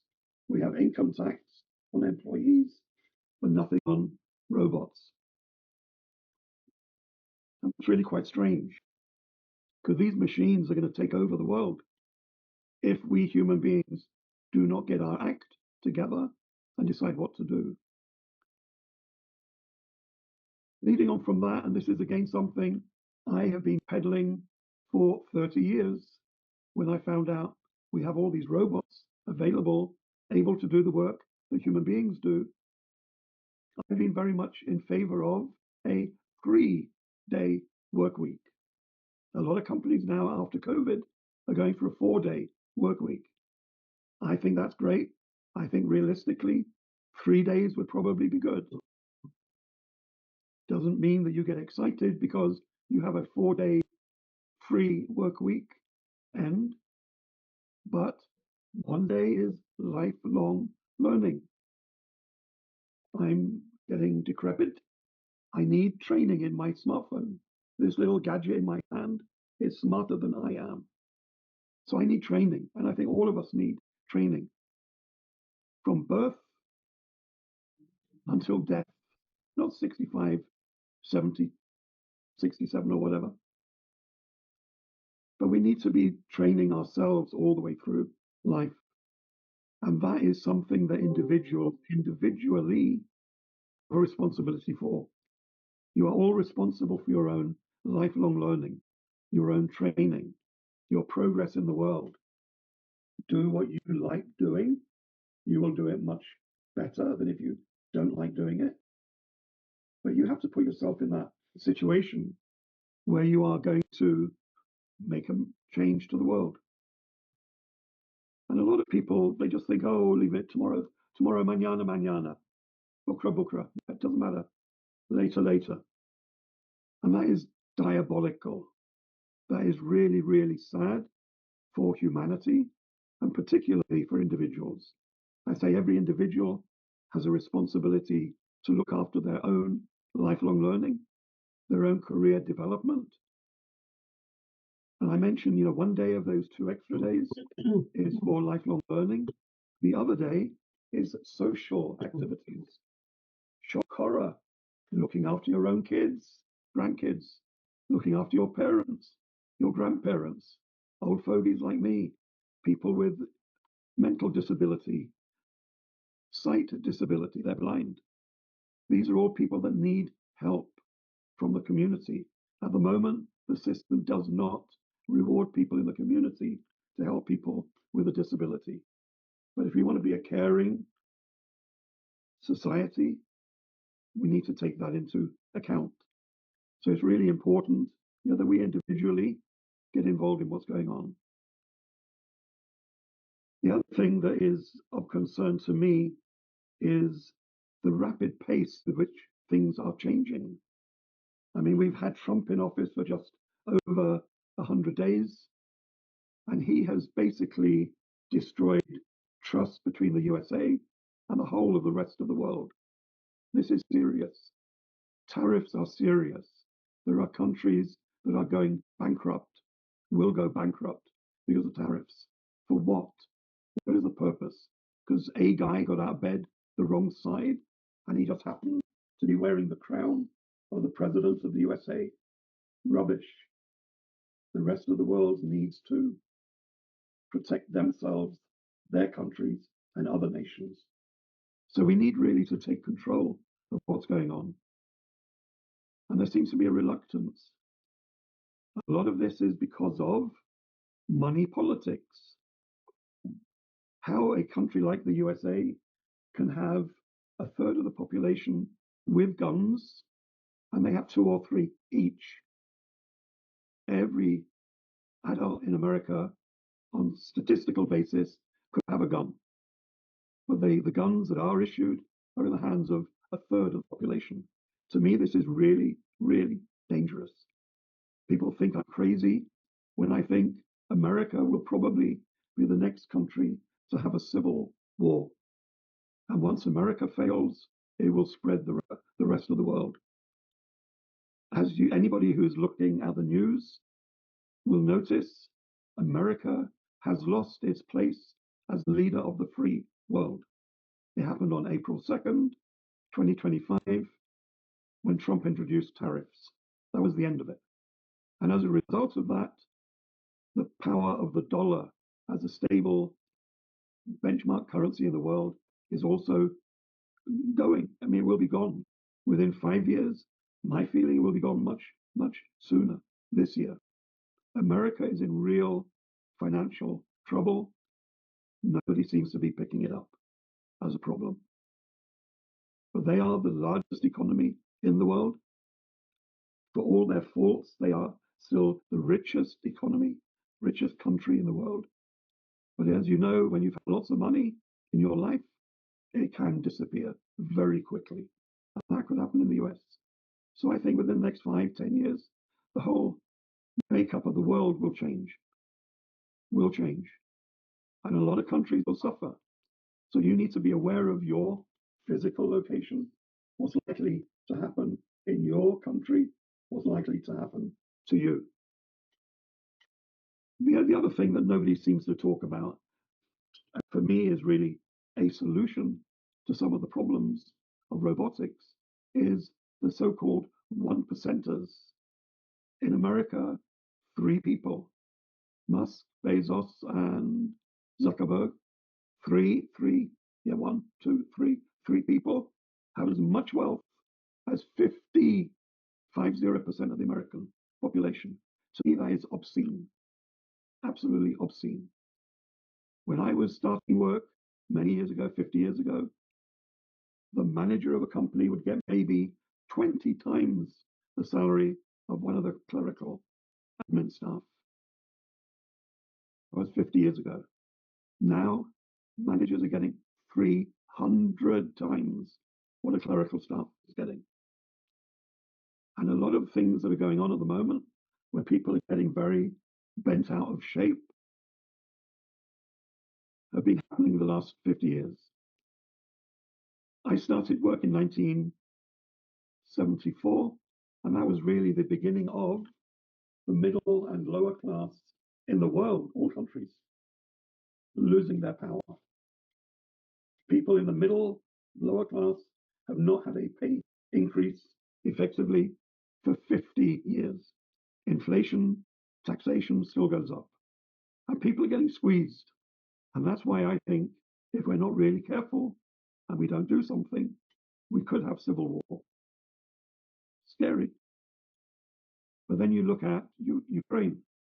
Yeah, 14 years ago, 2010, Russia invaded for no good reason, just to be bully boy. They think they could get away with it. Nobody did anything. America dabbled and screwed things up already in 2010. It got worse until now, where America is giving all the benefits that Ukraine has away to Putin. What is all of that about? You have to be blind not to see the affinity for Trump to Putin. This is crazy. I lived in Germany during the Cold War. Maybe it doesn't mean much to you, but for me, as a kid of an army family, it was important. I mean, one day my dad came home in a space suit. In Germany, my father was medical corps, and the expectation was the Russians were going to use poison gas on West Germany. So all of the medical, army medical people were given a thermal suit in case it did happen. So things have been really bad. And we survived. But we're now getting into a situation where the current Ukraine situation, if you just look at the data, the facts, does not make any sense whatsoever. None. And it's really, really pleasing to see that in the last couple of days, the Ukrainians managed, by using Trojan horses in the form of shipping containers that they put false roof in, and put the drones inside these containers. And in 2 hours, the Ukrainians managed to destroy 34% of Russia's strategic air force, their nuclear delivery system. 34% they got rid of. And then 2 days later, they put 1,100 pounds of TNT under the bridge in Ukraine, the Kursk Bridge. Things are moving really fast. So David and Goliath, it looks like David may be winning, and that will create a lot of problems. Russia and Putin does not want to give up. He is like a cornered rat. He will create havoc in any country he thinks will be beneficial to him, and that's sad. But we are all going to suffer. So politics is really, really important. Anyway, I'm about to run out of my voice. You will be glad to know. So I will keep a few voice elements free for questions. So anyway, I'm not Nostradamus, but when I look around and I look at my background and what I've lived through, project that forward, I am not really happy. I think we have a lot of problems, but we can overcome it.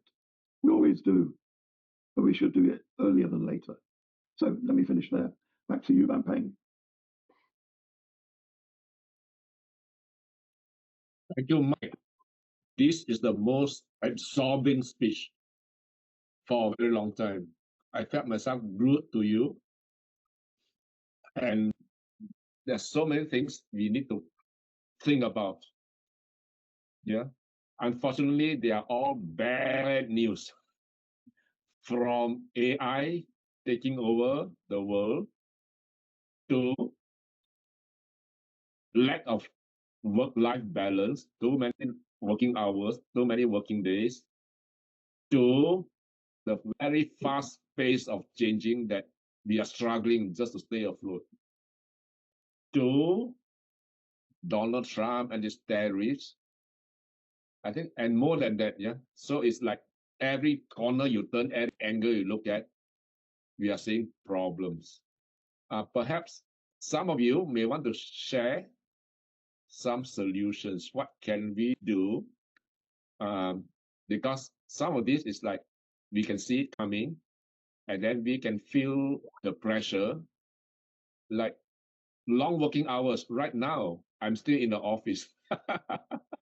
So if you talk about 3-day week, 4-day week, I tell you, I'm happy to have less than 100 hours work a week. Yeah, a day, I mean a week. Yeah. We are really doing like 12, 15 hours a day. So how do we move from this to 4 days a week or 3 days a week? It's like impossible for me. So maybe some of you have some ideas on the various issue, and then we're happy to take feedback or ask questions if you have any. Open to the floor now. And Payne, you can share your workload with your son. And I've been trying to do that. But there are plenty of people to do the work. We need to spread it out. There are many people that are not working to their maximum. I think you are right about that. My son is in my office. My son's wife, my daughter-in-law, is also in the office helping out. I'm slowly handing over. I think my problem is unique in that I really enjoy what I'm doing. So even if I have free time, even on Saturday and Sunday, I don't have. It's my free day, but I would rather come to office and do something than be lying in the beach or watching Netflix or something. So I think it could be my personal makeup than the pressure itself. Thank you, Mike. Pleasure. Shauna, do you have anything to share about this? No, thanks. Sorry. Okay. What about E.T.? E.T. have been listening very intently. Maybe you can share something.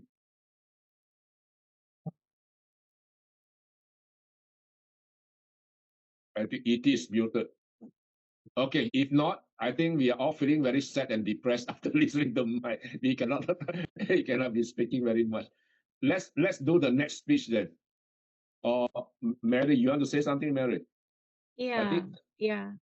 I think I don't know. It's not really the solution to world problems that Mike spoke about, but on a personal level, I think it's important to have a spirit of contentment, to be content with what we have, and not to seek for anything extra.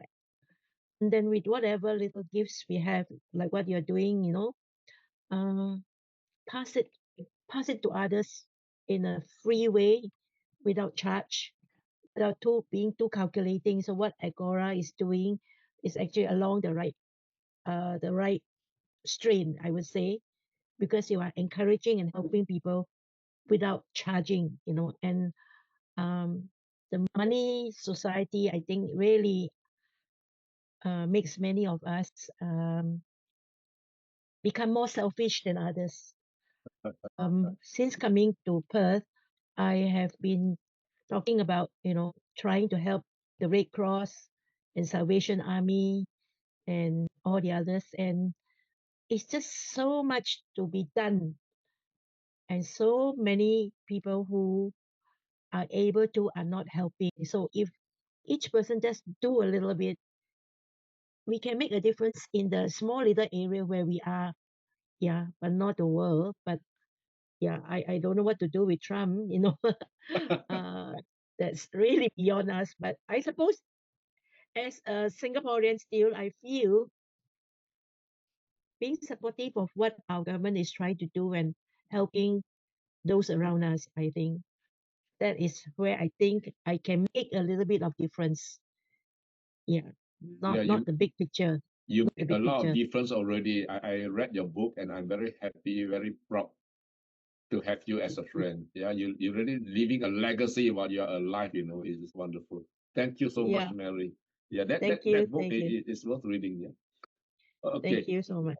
Yes. Thank you. Thank you, Mary. Appreciate. Now the next speaker for this evening, the star of the show is none other than Hetta Peters. Hector, 1 minute to introduce yourself. Tell us why you are speaking on that topic that you selected, and then you have 15 minutes, 20 minutes before we end the show. Hector, please. Thank you very much. Of course, everyone knows I'm from South Africa, and we are in the news everywhere at the moment, in world news, especially when Mr. Trump started thinking that he can solve problems in this country. Nobody can solve somebody's problems in their country. That country must solve it themselves. And the people that went, that they called Afrikaners, that they invited, were people that possibly didn't have work or something. Afrikaners will not leave South Africa. Real Afrikaners will not leave South Africa. And we're not interested to leave. Now, I know you've heard many stories about South Africa and our politics and felt, and you are told that the white people stole the land from the black people, and all kinds of stories, which of course is the biggest lie in the world. But nobody knows Africa really. People don't really care enough to find out more about the history of Africa. And that is why I decided to try and give you a little bit more information.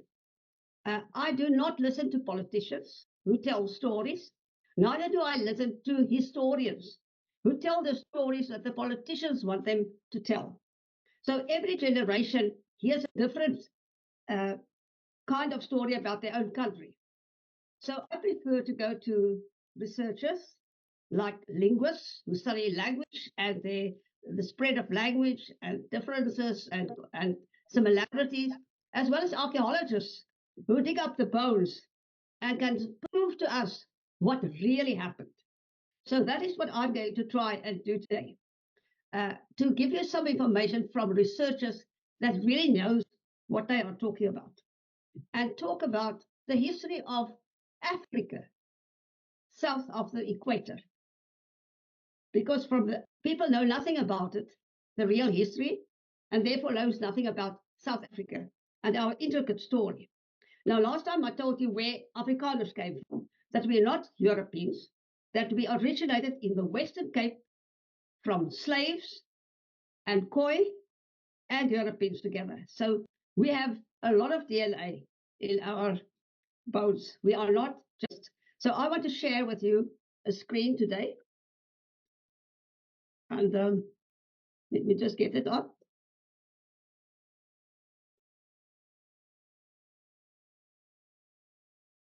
And I would like you to look at the understanding the diverse population of South Africa and understand that we have to look at different things. What are the people in South Africa? We have colored Afrikaners. Their race is colored, and it's an accepted name for a race here in South Africa, because that is what they call themselves. Their ancestors are European, mostly European forefathers, and Asian, Khoi, and some women, and a total mix of that. They originated in the Western Cape. Their main language is Afrikaans. Very few are English, and they speak mainly Afrikaans. And from 1994, there's a few that became English, but they are going back to Afrikaans now. And they mainly live in the Western Cape. White Afrikaners are very close to colored Afrikaners.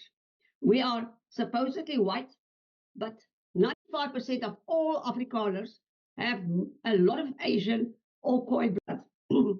We also originated in the Western Cape and not in Europe, and we migrated north. We speak Afrikaans, and most Afrikaners can speak Afrikaans and English fluently, and some can also speak German or one of the black language. Wherever you grew up, you might be able to speak that black language of that area. And we live in the whole of the country. Then we still have remnants of the Khoi. Now the Khoi are like brown. They come from the Khoi. They originated in Africa south of the equator, and they speak various Khoi languages, all with clicks, and the native tongue they speak, plus many of them also speak Afrikaans.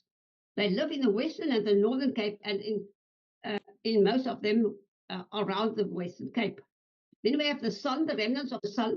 They are light brown, and they are people who are hunters-gatherers still. They come from the Khoisan that originated south of the equator. They originated in Africa. They are the oldest people in Africa. And they say that we all originated from the sun, all the people in the world. And that is another story. They speak the San language, which is full of clicks. And they speak their native tongue, and many of them they live in the Western and the Northern Cape and in the arid areas, and also in the Nama. Indians are light brown, as you all know, and they are either Muslim or Hindu here in South Africa. In Natal, they are mostly Hindu, and in Western Cape, they're mostly Muslim. Now, and they live throughout the country nowadays. Then we have blacks. They are not related to the colors. The colors do not have the DNA of the black people. There are two groups, main language groups. The one group is the Nguni, and the others are the Sotho. And they live in the northwestern Africa. They came from there, north of the equator. One of the Nguni, their language is one of the Nguni languages or one of the Sotho languages. And they all speak one or two Bantu languages, and they speak English and Afrikaans. They mainly live in Natal, in the Transkei, when they're in Ngunis, and in northern Transvaal and southwest are more Sotho language. Now, let me give you pictures of the people of South Africa. There's a sad man and woman. They still look very much like that where they live, because they live in very arid areas where you cannot wear a lot of clothes, and they follow the herds of wild animals that they eat, and also the growth of vegetables or the plants that they can eat. A Khoi man and a woman, they have slightly not as tightly curled hair. They are also light brown, very light brown, and those of them that still live in their own areas look more or less like this. Then we have colors. Here you have a whole group of colors. They are from all different areas, and you'll see some of them are almost white.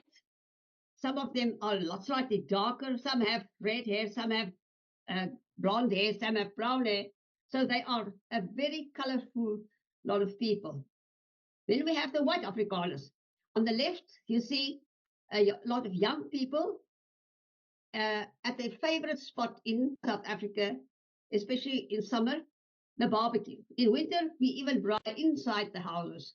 We have special braai rooms because white Afrikaners love their barbecue. Then we have Indians. They used to live mostly in Natal, but now they live all over South Africa, and they are families that we see everywhere in South Africa. Then we have a black family. They also all look more or less the same. They are not as dark as the people that live near the equator. They are a lighter skinned because they live further from the equator, and therefore they don't have to have a lot of pigment to protect them from the sun. Now, let us look at Africa. Why is it a unique continent? With 5 divisions of humanity. No other continent has this human diversity. No other continent rivals Africa in complexity of its human past, or Africa harbors 6 of the major divisions of the human races. Now, when I look at, and the 3 of them are native in Africa, when I look at the question, how is this possible? Well, the most dramatic population movements in the past 5,000 years was that of the Bantu expansion from the north to the south. Also the Indonesian colonization of Madagascar, which is a total mystery for many of the historians, because it's an Indonesian kind of people with their language that lives in Madagascar, although they are extremely far from Indonesia. Africa was already home to 5 human races when the first European explorers visited all the coastal areas. It had blacks, whites, pygmies, Khoisan, and Asians in the 15th century. Before, the only races not found in Africa are the Aboriginal Australians and their relatives. Now, let us look who lived north of the equator. Blacks lived in Africa's northwestern coastal zone. That is where Nigeria and Ghana is situated. That is where all the blacks of Africa lived there. They did not own the whole of Africa. They didn't live in the whole of Africa in the 1500s. They only lived above the equator. Similar peoples occupied East Africa north to the Sudan and south to the eastern coast of mid-Africa. They were mostly farmers or herders, as were the native African whites. Now, native African whites who occupied Africa's northern coastal zone and the northern Sahara, like Egyptians, Libyans, and Moroccans, they are not blonde and blue-eyed, but they were considered white due to the lighter skin and the straighter hair. Why did blacks come to be so widespread? Those can be derived from peoples living today in Africa. Languages they speak, plant crops and domestic animals that were taken from the ground and the archaeologists dug them up. The bones and the artifacts of long dead people, and by examining and combining them, they reconstruct and who moved where, at what time in Africa, and what let them move. There were 5 groups. The pygmies, that were totally different from the black people who lived in the Congo, in those tropical woods, and they lived totally different. And it was a wet areas that they lived in. The Khoisan, there were 2 groups, the Khoi and the San, and they lived in the whole of Africa, south of the equator. All their excavations showed that they were there long before anybody else. And it is also now found that almost the whole population of the whole world came from one San family, and the San people who survived after the last ice age. But that is a whole new story. Then we have blacks, and we have North African whites, and we have the people from Madagascar. So 2 million Bantu-speaking people now flung over much of Africa. They arose in Cameroon and Nigeria. The linguistic and archaeological research said that the Pygmies and the Khoisan who lived over the whole of southern Africa, were engulfed and displaced by migrating blacks. How did they manage that? Domesticated plants and animals not suitable for agriculture were the things that they lived on. And therefore they had to move around all the time, looking for plants and animals to eat. And they didn't do any agriculture. The population densities of farmers, herders, like the black people were, is 10 times those of hunter-gatherers. Why? Because the hunter-gatherers could not have children in wintertime, because they had to move too much to look for things to eat, and also for animals, because animals went where there was something to eat. So they couldn't have babies. So they only had babies once a year. Where the hunter-gatherer, the hunters and the farmers and the herders, they stayed in one place long enough so that they could have, a woman could have a child every 9 months. So they had 10 times more children than the hunter-gatherers. So they were more numerous. And so that allowed them to kill or displace the hunter-gatherers. And what they did, They killed the men of the hunter-gatherers, took the women and children, and took them into their own tribe to make their own tribe stronger. That is why some of the Nguni tribes, who are the real fighters and the aggressive black people, they have some cliques in their language. And it is said that it comes from the women that they took home when they killed the men of the hunter-gatherers. The human diseases such as smallpox and measles developed from diseases plaguing domestic animals, and they killed most of the koi and the song. So the farmers became resistant to those diseases, but the hunter-gatherers did not have the opportunity because they never stayed long enough with domestic animals. So where did blacks get domesticated plants and animals? From the northern whites and the East Indian trade. They picked up the sorghum and the plants that they could domesticate and the animals that they could domesticate so that they could then have their own herds. Because African plants and animals like elephants and giraffes and those could not be used to domesticate. That, in short, is the story of Africa as it really looks. So now you can understand why when the black people in South Africa say whites stole their land, they were never here.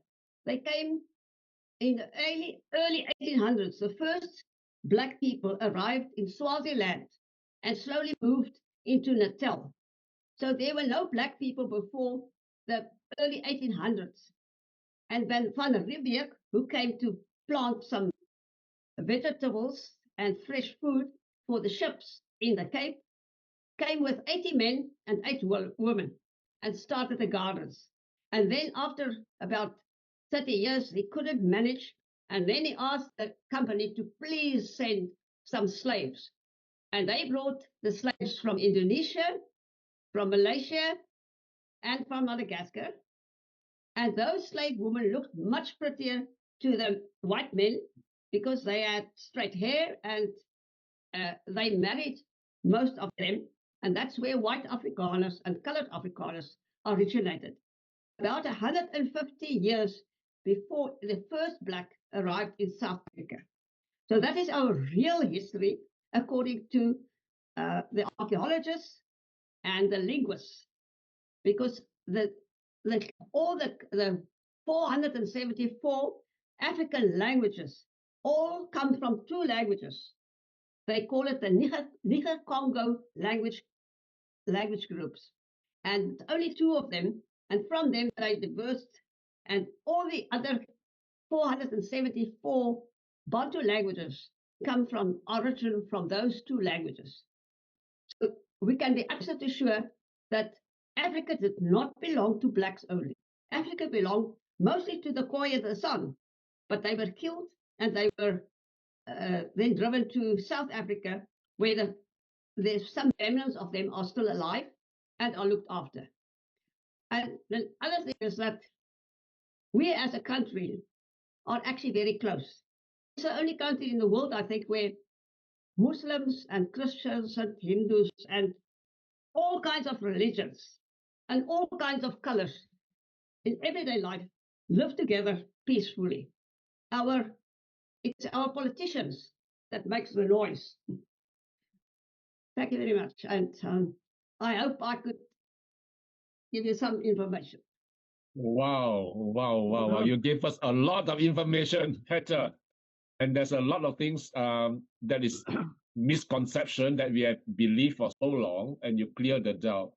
Because I think the general people out there, we always think that South Africa is a black country and the white people came to colonize it. But it appears like the Africans are the indigenous people who have been there like forever. right? And the black people are fairly new You immigrants. know what? Another thing is that we moved north when the British came to colonize. The British were the first people to colonize this country. And as soon as the Dutch had made it livable in the Cape, the British came with their armies and took over the Cape. Now, the Cape province, Western Cape and Northern Cape, is about half of the country. And in that half of the country, Afrikaners, white Afrikaners and English people, and the colored people and the Indian people are the majority. But in the rest, if we take the whole country together, we are in the minority because the blacks have many, many more children. So they are about 50 million and we're about 10. So that is why they want more land. And apartheid is an Afrikaans word that means separate development. It had nothing to do with hatred. But that is another part that I would like to talk about. How did the white Afrikaners move away from the Cape and started and then eventually had the Boer War, something that very few people know about, and that is where Hitler knew about concentration camps, because the very first concentration camps in the world was in South Africa. The first guerrilla fighters ever were the Boers. I had to stop you here because we are running out of time. I'd like to hear more about the Boer War because I read a little bit about it many years ago. So maybe next session you talk to us about that one. Yeah. My grandmother went through it. Okay. Now I want to invite Mike Nicholson to do some closing address. Mike, please. Okay. Good night, everybody. See you next week. No, I think this has been a very interesting, diverse meeting. Yeah, these meetings of Agora Singapore are really worth attending. We had 4 very good speakers and 1 horse who was having a problem. But no, it was a great meeting, and it's always good because people can share. Yeah, people can contribute, make comments, and that's what it's all about. We're all here for the same reason, to learn from each other, to develop ourselves, and we do that well here with Agora in Singapore. So Van Peng, thank you so much for arranging. Thank you everyone for being part of Agora Singapore. I really appreciate all of you coming and sharing and giving feedback.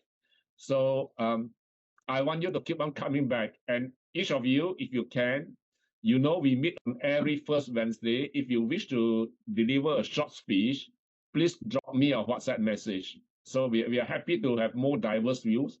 That's how we develop ourselves and grow from listening to the different views. Yeah. Of course, I hope not everyone share the scary news that Mike Nicholson make us sleepless tonight. So don't worry, Donald Trump will go away eventually. So we are in good hands. God will look after all of us. Thank you all for coming. We'll see you on the first Wednesday of July. Mark your calendar. Yeah. Thank you very much, and good night, everyone. Bye-bye. Bye-bye. July 2nd. July 2nd of July. Okay, I will have to stop the recording. Let me see, how do I stop recording? Okay, here. Okay, thank you, everyone. Bye-bye. The recording has stopped.